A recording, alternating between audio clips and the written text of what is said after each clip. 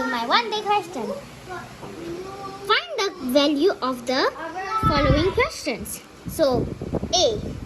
5,896 minus 2,435. So, minus, guys, basically means it's take away. So, we're going to do our working. 5, 8, 9, 6 minus 2, 4, 3, 5. Okay, 6. 6 minus 5, take 5 away, is 1. Then 9. 9 take away 3 is 6. 8 take away 4 is 4. And 5 take away 2 is 3.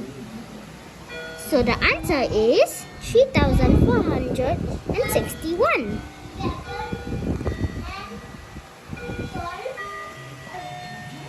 Thank you for watching my channel.